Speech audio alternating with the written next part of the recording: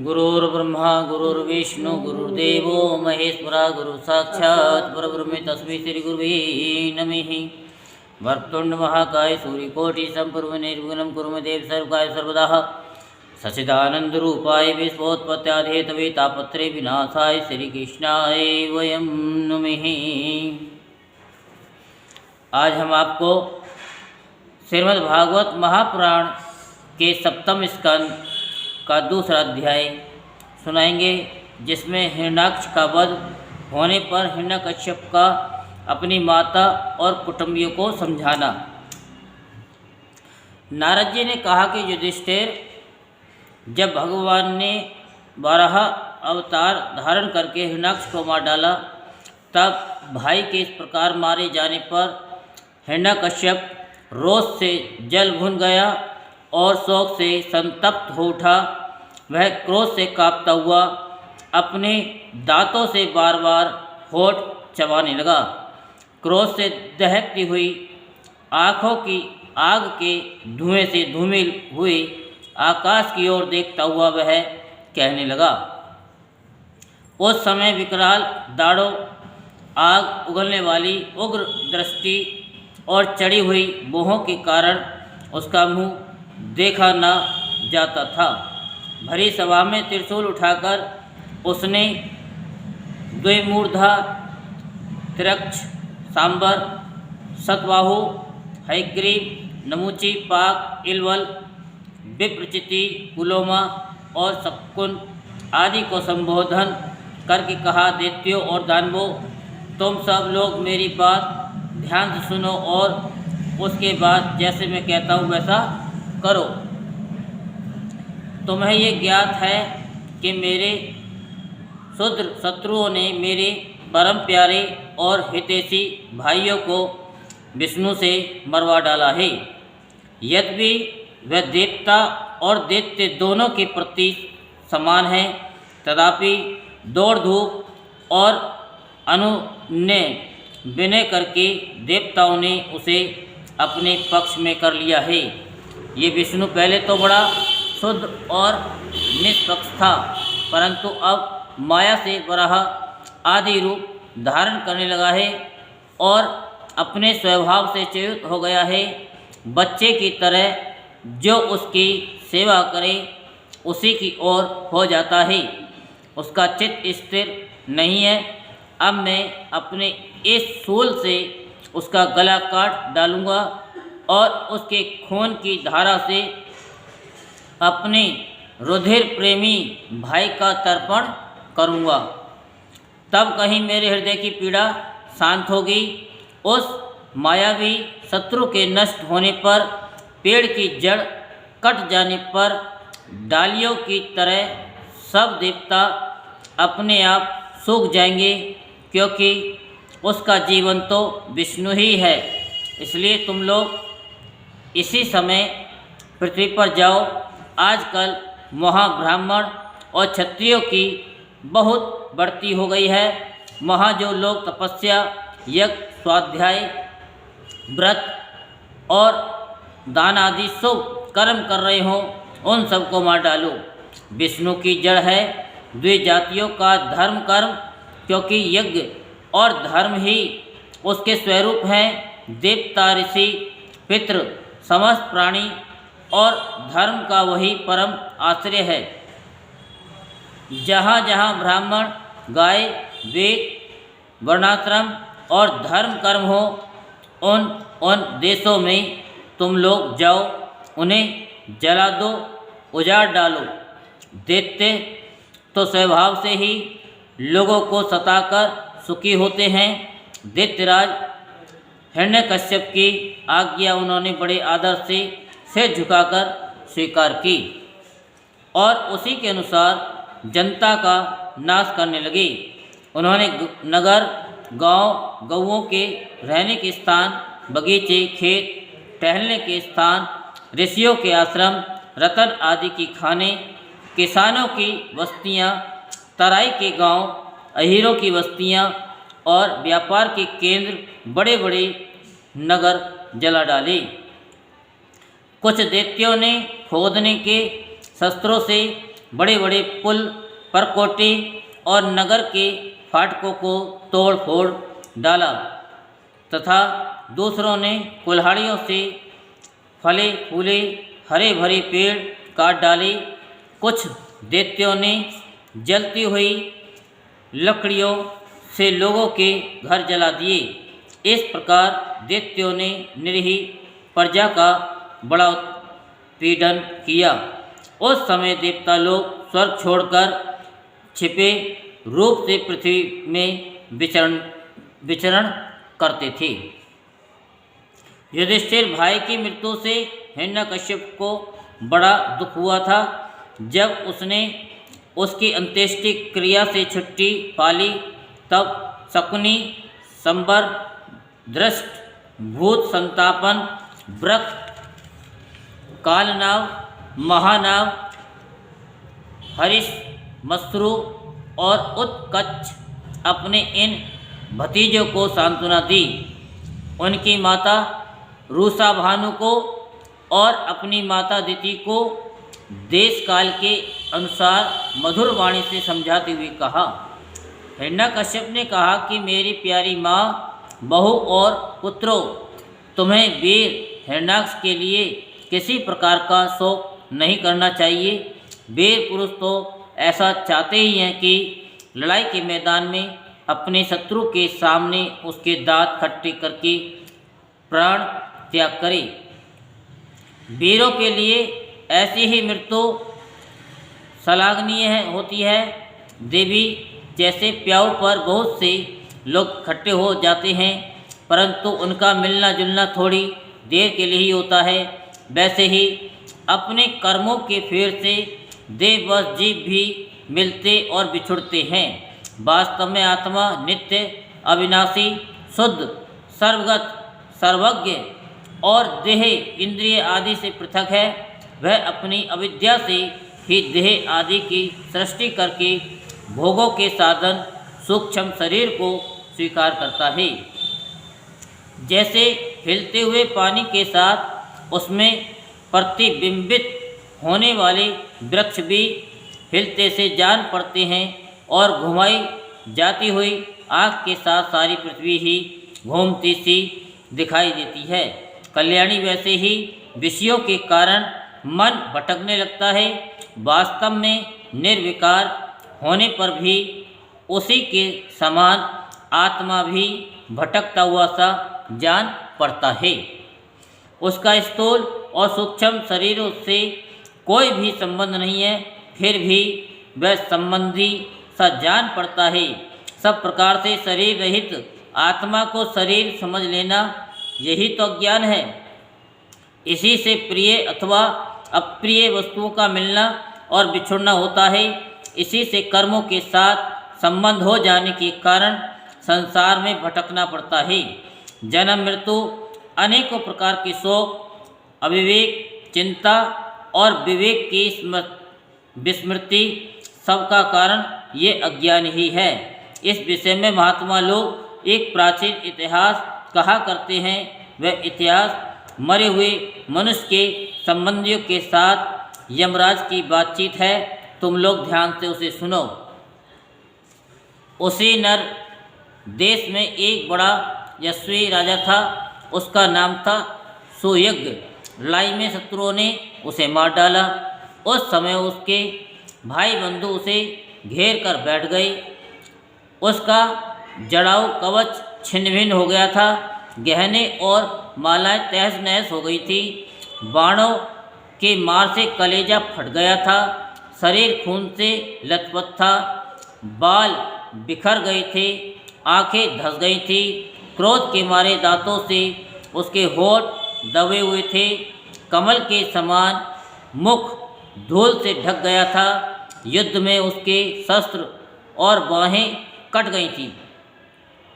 रानियों को देववश अपने पतिदेव उसीनर नरेश की ये दशा देखकर बड़ा दुख हुआ। वे हा नाथ, हम अभाग्नि तो बेमौत मारी गईं, यूँ कहकर बार बार जोर से छाती पीटती हुई अपने स्वामी के चरणों के पास गिर पड़ी। वे जोर जोर से इतना रोने लगी कि उनके कुछ कुमकुम से मिलकर बहते हुए लाल लाल आंसुओं ने प्रियतम के पाद पद्म पखार दिए। उनके केस और गहने इधर उधर बिखर गए। वे करुण क्रंदन के साथ विलाप कर रही थी, जिसे सुनकर मनुष्यों के हृदय में शोक का संचार हो जाता था। हाय विधाता, बड़ा क्रूर है स्वामिन, उसी ने आज आपको हमारी आंखों से ओझल कर दिया। पहले तो आप समस्त देशवासियों के जीवनदाता थे, आज उसी ने आपको ऐसा बना दिया है कि आप हमारा शोक बढ़ा रहे हैं। पतिदेव, आप हमसे बड़ा प्रेम करते थे, हमारी थोड़ी सी सेवा को भी बड़ी करके मानते थे। हाय, अब आपके बिना हम कैसे रह सकेंगे? हम आपके चरणों की चेरी हैं। बीरबल जहाँ जा रहे हैं वहीं चलने की हमें भी आज्ञा दीजिए। वे अपने पति की लाश पकड़कर इसी प्रकार विलाप करती रहीं। उस मुर्दे को वहाँ से दाह के लिए जाने देने की उनकी इच्छा नहीं होती थी। इतने में ही सूर्यास्त हो गया। उस समय उसी नर राजा के संबंधियों ने जो विलाप किया था, उसे सुनकर वहाँ स्वयं यमराज बालक के वेश में आए और उन्होंने उन लोगों से कहा। यमराज बोले, बड़े आश्चर्य की बात है, ये लोग तो मुझसे सयाने हैं, बराबर लोगों का मरना जीना देखते हैं, फिर भी इतने मूढ़ हो रहे हैं। अरे, ये मनुष्य जहाँ से आया था वहीं चला गया। इन लोगों को भी एक ना एक दिन वहीं जाना है। फिर झूठ मूठ ये लोग इतना शोक क्यों करते हैं? हम तो तुमसे लाख गुने अच्छे हैं, परम धन्य हैं, क्योंकि हमारे माँ बाप ने हमें छोड़ दिया है। हमारे शरीर में प्राप्त बल भी नहीं है, फिर भी हमें कोई चिंता नहीं है। भेड़िए आदि हिंसक जंतु हमारा बाल भी बांका नहीं कर पाते। जिसने गर्भ में रक्षा की थी, वही इस जीवन में भी हमारी रक्षा करता रहता है। देवियों, जो अविनाशी ईश्वर अपनी मौज से इस जगत को बनाता है, रखता है और बिगाड़ देता है, उस प्रभु का ये एक खिलौना मात्र है। वह इस चराचर जगत को दंड या पुरस्कार देने में समर्थ है। भाग्य अनुकूल हो तो रास्ते में गिरी हुई वस्तु भी जो कि तो पड़ी रहती है, परंतु भाग्य के प्रतिकूल होने पर घर के भीतर तिजोरी में रखी हुई वस्तु भी खो जाती है।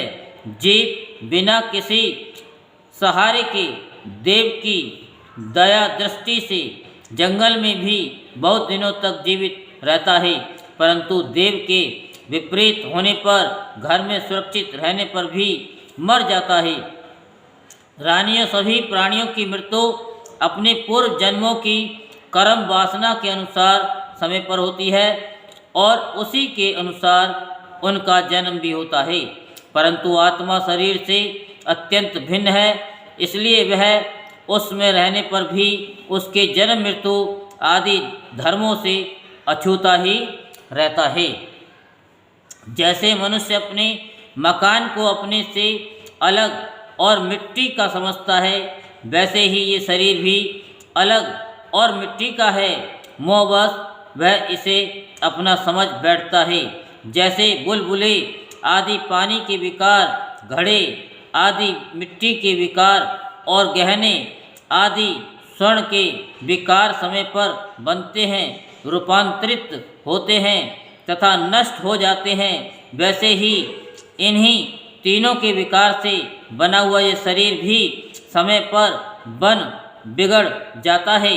जैसे काष्ठ में रहने वाली व्यापक अग्नि स्पष्ट ही उससे अलग है, जैसे देह में रहने पर भी वायु का उससे कोई संबंध नहीं है, जैसे आकाश सब जगह एक सा रहने पर भी किसी के दोष गुण से लिप्त नहीं होता, वैसे ही समस्त देहेंद्रियों में रहने वाला और उनका आश्रय आत्मा भी उनसे अलग और निर्लिप्त है। मूर्खो, जिसके लिए तुम सब शोक कर रहे हो, वह सुयज्ञ नाम का शरीर तो तुम्हारे सामने पड़ा है। तुम लोग इसी को देखते थे। इसमें जो सुनने वाला और बोलने वाला था, वह तो कभी किसी को नहीं दिखाई पड़ता था, फिर आज भी नहीं दिखाई दे रहा है, तो शोक क्यों? तुम्हारी ये मान्यता है कि प्राण ही बोलने या सुनने वाला था, सो निकल गया। मूर्खतापूर्ण, क्योंकि सुषुप्ति के समय प्राण तो रहता है, पर न वह बोलता है न सुनता है। शरीर में सब इंद्रियों की चेष्टा का हेतुभूत जो महाप्राण है, वह प्रधान होने पर भी बोलने या सुनने वाला नहीं है, क्योंकि वह जड़ है। देह और इंद्रियों के द्वारा सब पदार्थों का दृष्टा तो आत्मा है। वह शरीर और प्राण दोनों से पृथक है। यद्यपि वह परिच्छिन्न नहीं है, व्यापक है, फिर भी पंचभूत, इंद्रिय और मन से युक्त नीचे ऊंचे देव, मनुष्य, पशु, पक्षी आदि शरीरों को ग्रहण करता और अपने विवेक बल से मुक्त भी हो जाता है। वास्तव में वह इन सबसे अलग है। जब तक वह 5 प्राण, 5 कर्मेंद्रियां, 5 ज्ञानेंद्रियां, बुद्धि और मन, इन 70 तत्वों से बने हुए लिंग शरीर से युक्त रहता है, तभी तक कर्मों से बंधा रहता है। और इस बंधन के कारण ही माया से होने वाले मोह और कलेश बराबर उसके पीछे पड़े रहते हैं।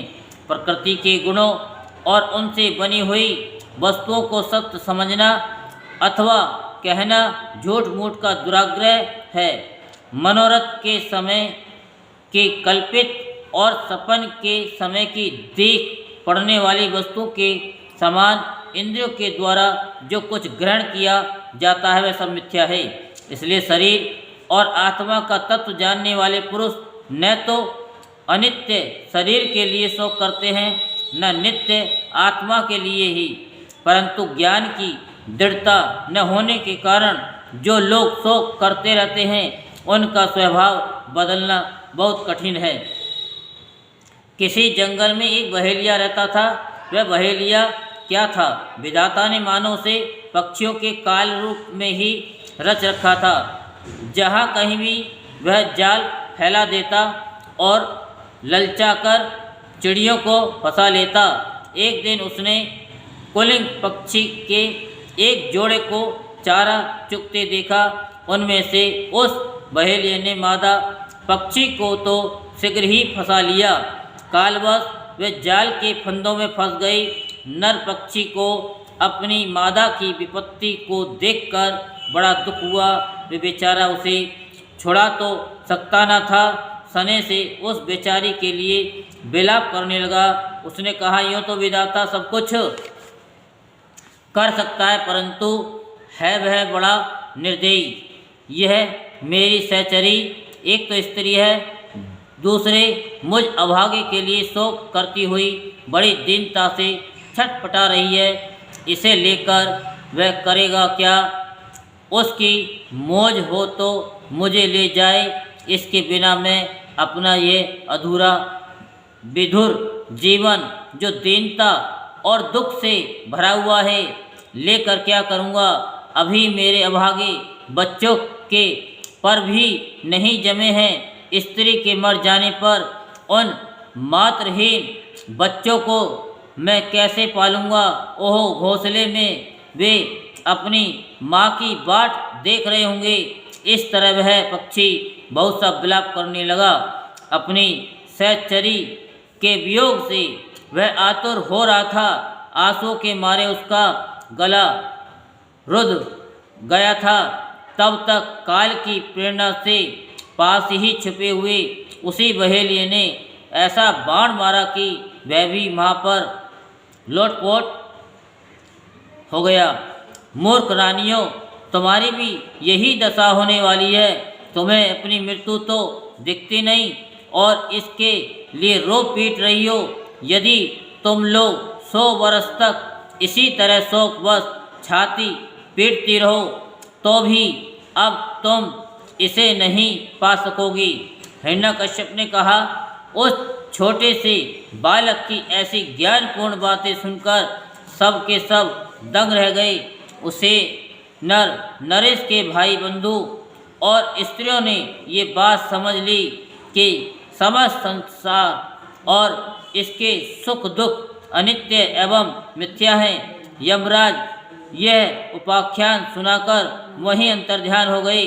भाई बंधुओं ने भी सुयज्ञ की अंत्येष्टि क्रिया की। इसलिए तुम लोग भी अपने लिए या किसी दूसरे के लिए शोक मत करो। इस संसार में कौन आत्मा है, कौन अपने से भिन्न, क्या अपना है और क्या पराया है। प्राणियों को अज्ञान के कारण ही ये अपने पराये का दुराग्रह हो रहा है। इस भेद बुद्धि का और कोई कारण नहीं है। नारद जी ने कहा, युधिष्ठिर, अपनी पुत्र वधू के साथ दिति ने हिरण्यकश्यपु की ये बात सुनकर उसी क्षण पुत्र शोक का त्याग कर दिया और अपना चित्त परम तत्व स्वरूप परमात्मा में लगा दिया। यहीं पर श्रीमद् भागवत महापुराण के सप्तम स्कंद का दूसरा अध्याय संपूर्ण होता है। बोल वृंदावन बिहारी लाल की जय, बोल वहाँ के बिहारी लाल की जय। आना भोलेनाथ हमारे हरि कीर्तन में, आना भोलेनाथ हमारे हरि आप भी आना संग में, नागों को भी लाना, आप भी आना संग में, नागों को भी लाना। डमरू मधुर बजाना हमारे हरि कीर्तन में, डमरू मधुर बजाना हमारे हरि कीर्तन में। आना भोलेनाथ आप भी आना संग में, गणपति को लाना, आप भी आना संग में, गणपति को लाना। लड्डुअन भोग लगाना हमारे हरि कीर्तन में, लड्डुअन भोग लगाना हमारे हरि कीर्तन में। आना भोलेनाथ हमारे हरि कीर्तन में, आना भोलेनाथ हमारे हरि कीर्तन में। आप भी आना संग में, गौरा जी को लाना, आप भी आना संग में, गौरा जी को लाना। नंदी गण चढ़े आना हमारे हरि कीर्तन में, नंदी गण चढ़े आना हमारे हरि कीर्तन में। आना भोलेनाथ हमारे हरि कीर्तन में, आना भोलेनाथ हमारे हरि कीर्तन में। आप भी आना संग में, नारद जी को लाना,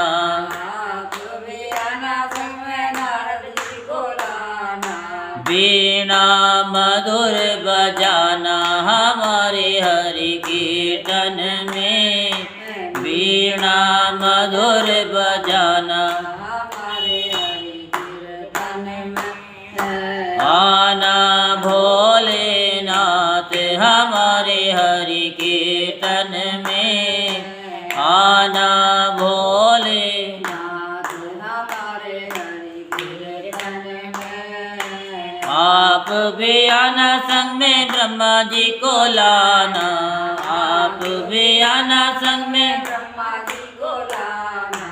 आत्म ज्ञान सुनाना हमारे हरि कीर्तन में, आत्म ज्ञान सुनाना हमारे हरि कीर्तन में। आना भोलेनाथ हमारे हरि कीर्तन में, आना भो